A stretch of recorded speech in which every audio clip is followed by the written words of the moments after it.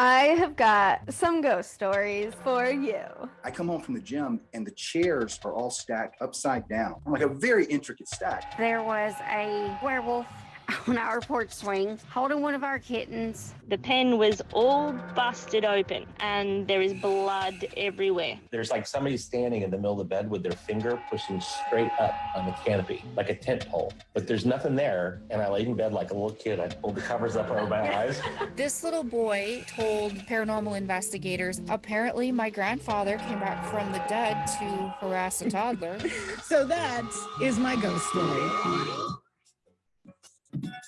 Hi, and welcome to Haunted AF, the podcast of real ghost stories told by real people. We are your hosts. I'm Julie Fisk. And I'm Rebecca Black. So coming up in just a little bit, we're going to chat with Chris von Hoffman. He's the director behind the movie Devil's Workshop. He actually wrote that one too, starring Emil Hirsch. That's now available in select theaters and on demand. We also have a really freaky UFO story. Ooh, I cannot wait to hear that. Yeah, we need some input on this one because something's up. Can't wait. First, we got to say thanks to our newest patrons, Bethany Jones, and to Douglas Scott, who actually became an annual patron. Doug. Thank you. Remember, you can find our weekly pre-games and tons of exclusive content, patreon.com/hauntedaf. We also have a special giveaway this week. It's a signed copy of Laura Kranz's new book, The Search for Sasquatch. And it is so freaking cute. Oh, sorry, I just knocked Your microphone. Yes, thank you. Also, this comes extra special with Julie's spilled coffee all over it. I did. It smells good at least. Yeah, and it still looks good. It really does. weird. I can't even see that. I don't even notice that you spilled any coffee. And on look, it. Laura Krantz signed it. I love that. Yes. The big feet are my favorite part there. It's absolutely adorable. Also, big thanks to everybody who's been sending pictures of their pets in costumes. Oh my gosh, yes. So that's what you were seeing. If you're watching on YouTube, that's what you were seeing in our intro. And we're going to make a point of using those throughout the rest of the season. So if you send a picture, make sure you check YouTube or you check the companion blog at hauntedaf.com. See if your baby got in there because these are so adorable. I cannot get enough of these guys. My girlfriend Heather sent in her cat, and I'm curious if it made the cut. Oh my gosh. Well, they all make the cut. It's a cat in a Chucky costume. Of course. That's Chewie. That's my friend Heather's cat, Chewie. Okay, look. All right.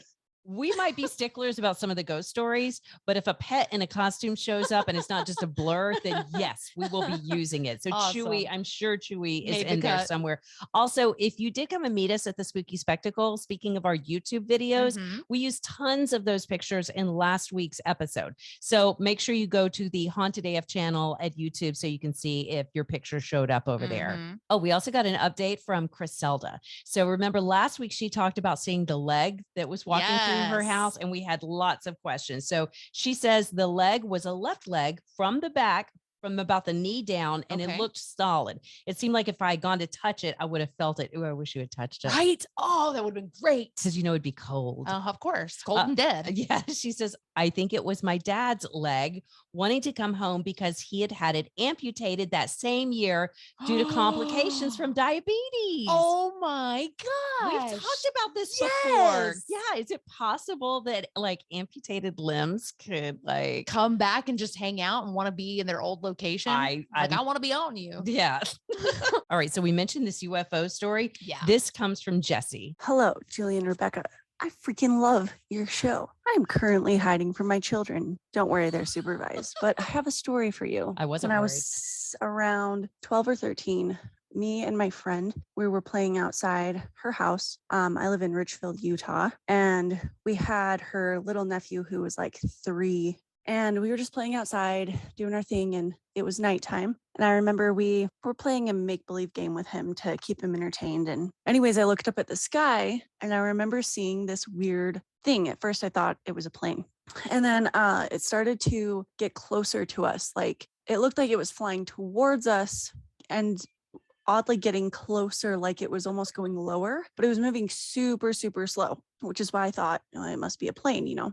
As it got closer, though, I remember seeing shapes in it and the colors changing. So it would go from like a triangle, like a red triangle, to a yellow square, to a blue circle, to a green diamond. And I remember thinking, this is strange. And I remember saying, Mallory, look at this. How's my friend? And she looks up at the sky and she's like, what the hell? But of course we didn't say hell because we were 13 and we were good children. Anyways, she sees it too. And then her nephew that we're watching looks up in the sky and he sees it. And he's like, "What's that, Aunt Mal? What's that?" And we're like, "Oh, buddy, it's just Peter Pan." And anyways, it starts to get closer and closer and closer. And it moves across the sky. So it starts on the left side. It moves across the sky to the right side. And I would say it's relatively close to us, close enough that we can make out the shapes clearly. And it's getting closer and closer and closer. And as it moves to the right side, I'm starting to get a little bit scared at this point because we've got our nephew with us. And I'm like, aliens, are we going to get abducted right now? I was a little kid and I was kind of freaked out. So then as it gets to the right side of us, it stops, completely stops in place.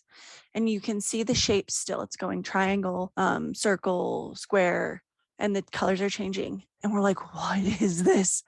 And then just out of nowhere, as fast as your eyes can move, it shoots back towards the left and into the distance, almost where it started from. This was probably a span of 4 or 5 minutes that this thing was moving towards us.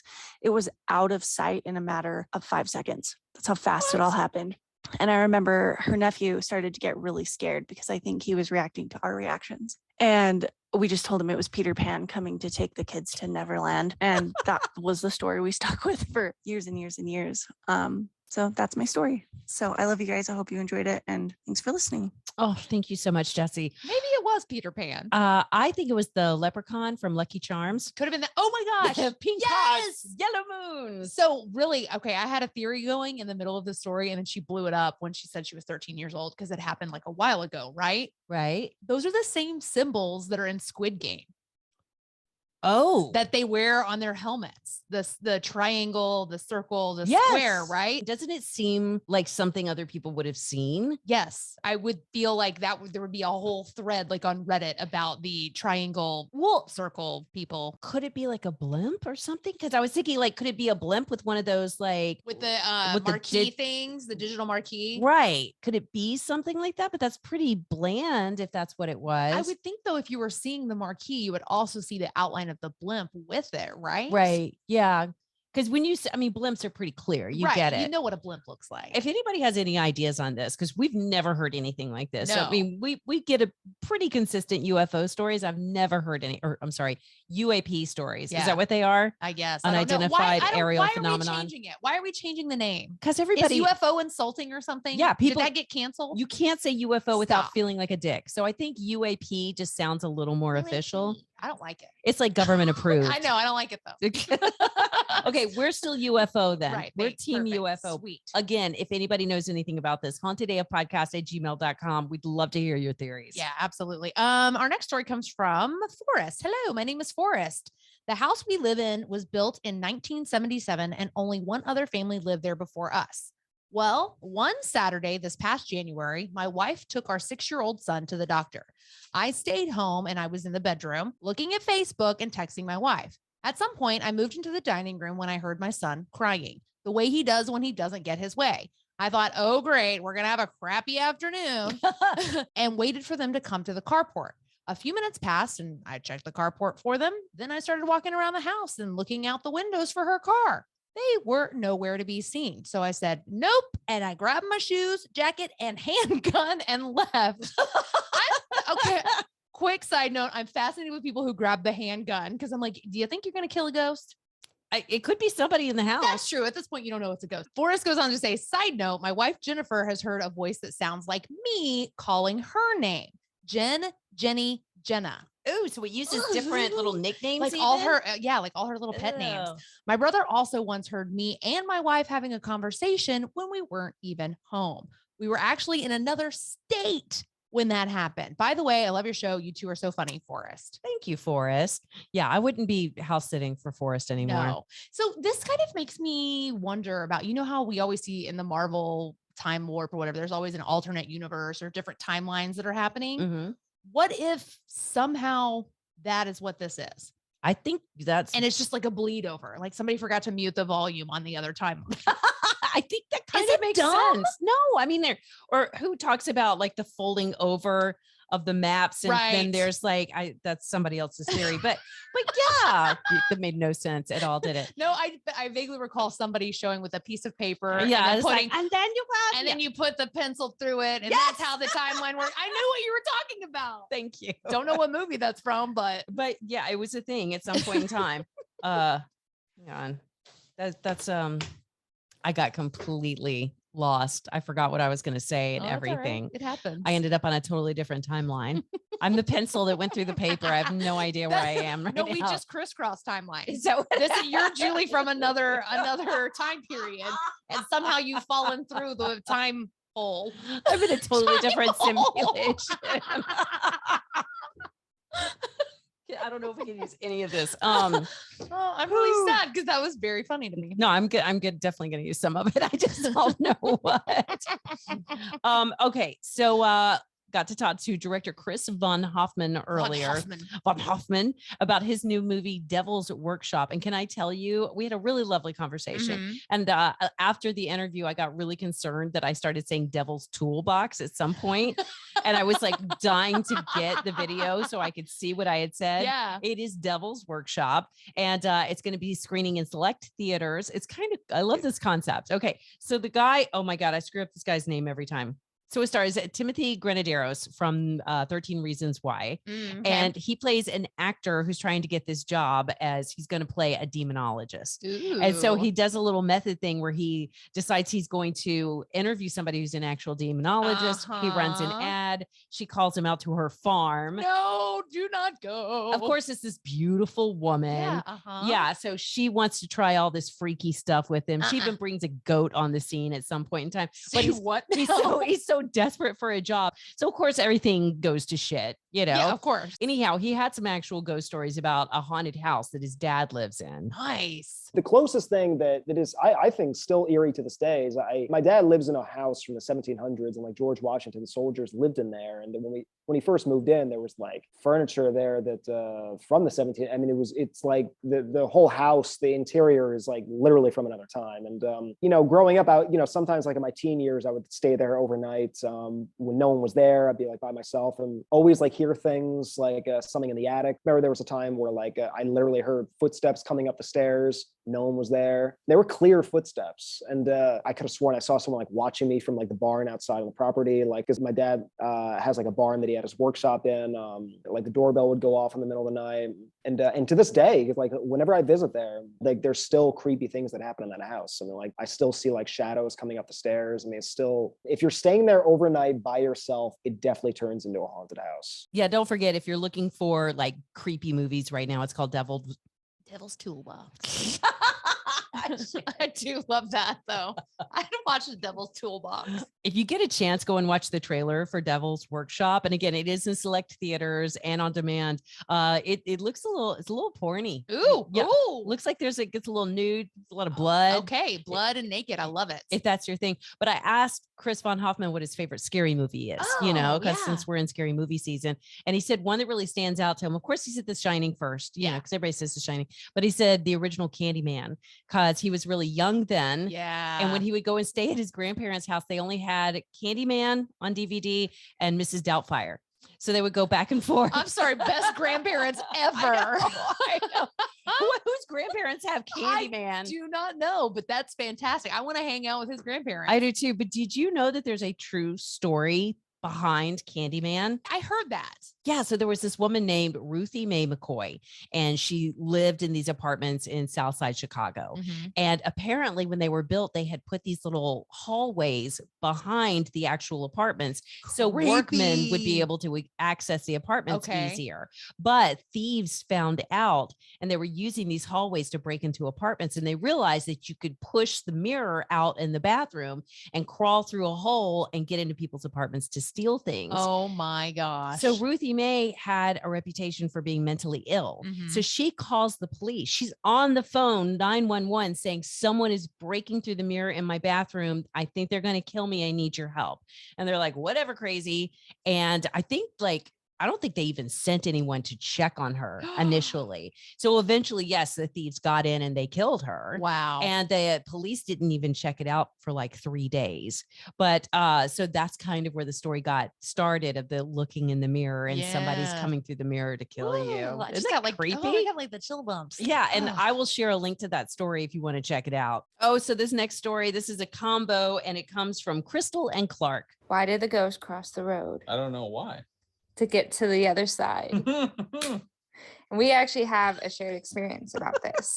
So we both live in Long Beach, and one night it was twilight, the sun was setting, and we were driving through Long Beach and we were approaching an intersection. And at this intersection, the cross street had a lot of construction, so there was a lot of dust. As we're approaching the intersection, we see a bus pass by and kick up a whole bunch of dust. Sort of like in cartoons when a bus on a rainy day would hit a puddle and splash a person on the sidewalk. So we actually saw a person crossing the street covered in dust. And I thought, oh my gosh, this poor person. As they're crossing the crosswalk, we began to see the dust swirl around and settle. Yeah, and then ended up just kind of wisping away. Poof, the person disappeared right in front of our eyes. Yeah, and we were both like, oh my God, did you see that? At the same time. At the exact same time. So the ghost actually never made it across the street. And we realized that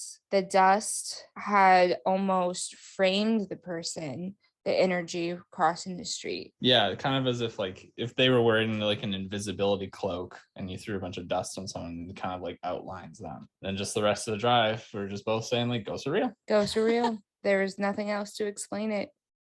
I'm sorry, our cat is like right totally distracting in the middle of distracting everything. But how amazing is that story? That's a great story. Now I get the joke. Why did the ghost cross the road? Yeah. And the ghost never got to the other side. I know, that's really sad. I feel like if this is a thing, like, wouldn't they be catching this kind of stuff on the like traffic cameras and stuff? Yeah, that's a good point. Like, But we don't know where they were at. Where they could have been at, where were they in the middle of nowhere? I don't. Crystal and Clark, let us know where you were, because that would be a cool thing to look into to find out if there were any sort of like traffic cameras. Yeah, absolutely. All right, our next story is from Anonymous. Does not want to be known.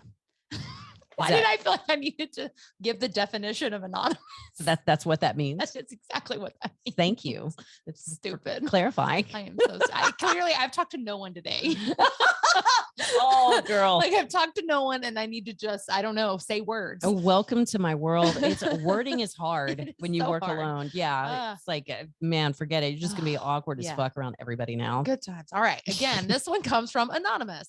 My best friend was killed in a murder-suicide nearly 5 years ago. There's another one of those awkward segues. Yeah. Ha, ha. Oh, sorry. Okay. Needless to say, it was a devastating loss that has taken a long time to come to terms with. That same year, my ex-husband admitted to numerous affairs, further adding to the emotional stress of my life. I decided to file for divorce and threw myself into a whole world of uncertainty. I was walking away with 2 small children and had nowhere lined up for us to live. Wow. The uncertainty kept me awake most nights, and I took to sleeping in one of the kids' rooms during the process. One night, I was in my daughter's room, lying in bed, awake, looking up at the ceiling and thinking through everything. At one point, I turned, and there in the space between the door frame and my daughter's dresser was my friend. She looked solid, but was manifested only from the waist up and dressed in a white blouse. All she did was look at me with no expression on her face. I looked at her for what felt like a good minute, then turned to look at the ceiling to collect myself. I turned to the door again, and she was gone.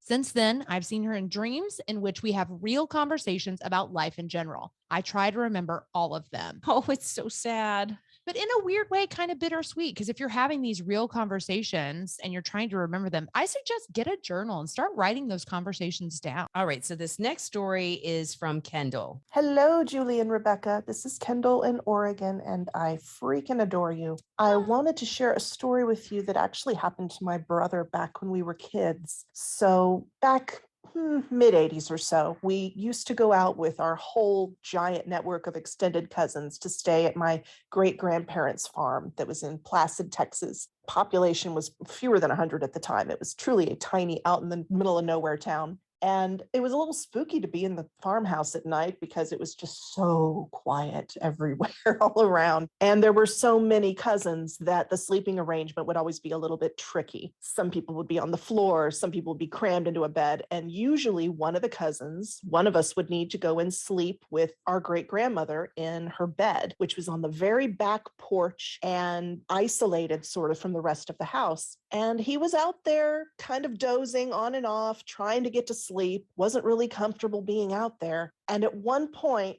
he rolled over and opened his eyes and looked up towards the ceiling. And there was this figure of a woman floating above him. He said her skin was bluish and her hands were clawed and her mouth was wide open. She was in this streaming white nightgown and her hair was just sort of wild, like it was blowing in the wind. And he just had a moment of, what the fuck's going on, put his head back under the covers and decided he didn't need to get up and go to the bathroom after all. And he didn't tell me about it for a little while because he was so spooked by what he had experienced and didn't really want to spook me at the time. That was one of the few times that he was not wanting to mess with me as a big brother. Anyway, I love you two so much. Have an awesome, high holy spooky season, and I will talk to y'all soon. Bye. Bye. Thank you, Kendall. I love that it was too real for her brother to even like try to prank her. I- He's like, I had something happen, but I'm not gonna try to inflict you with that. Why is it creepy to be sleeping with great grandma already? Dude, I thought the same thing. She's sleeping on the porch. Right, I think like, there's so much, weird. so much creepy happening in this small Texas town. God, sleeping with grandma, great grandma on top of that. It must have been before air mattresses. I'm sure it was fine. Oh, but this story got to me because you and I had another Blue Lady story in Granbury. Oh, that's right. Yeah. So Jeremy came over and told us a story, and we actually recorded him, but I had a moment of excellence and I screwed it up and didn't record it properly. Yeah, that's I'm right. awesome. And I'm a jinx. So so I went back and listened to it today, and you can hear you and I. We're like, Oh, wah, wah, wah. And we're you hilarious. barely hear him in the background. But Jeremy, when he moved into his new house, somebody came over and gave him a manuscript and said, this is so creepy. everything that I wrote about when I lived in this house and all of my creepy experiences. But they had a Blue Lady as well. So my theory is that the Blue Lady is a drowning victim, either drowning or freezing. I agree. It's got to be because that's the blue. Yeah. Like being too like frozen, you always have that blue hue or whatever. If you're drowning, you always have like the blue, or at least in movies, you have the blue hue. It just sounds right. Yeah. I And then agree. the mouth wide open. Yeah. But I think your hands just do that when you're dead. Yeah, anyhow. maybe so. It's What is that? just- Rigor mortis? Okay, Texas. Rigor mortis. Rigor mortis. Again, I've talked to no one today. Hey, it's cue me. My turn to talk. It's you. Yeah, don't forget, you guys, we actually have a companion blog, hauntedaf.com. While you're there, pick up some of our stickers or our cute haunted AF. Did you burp? Or cute haunted AF t-shirts. We also have sweatshirts. We have all the good merchandise. So you should definitely check it out. Money always goes back into this podcast. So if you love us, all you're doing is supporting us and making us do more episodes. Yes. Just saying. Yeah. Also, don't forget, we're on YouTube. So you can watch this whole thing on YouTube. See all of our stupid facial expressions. Yes. And our gagging.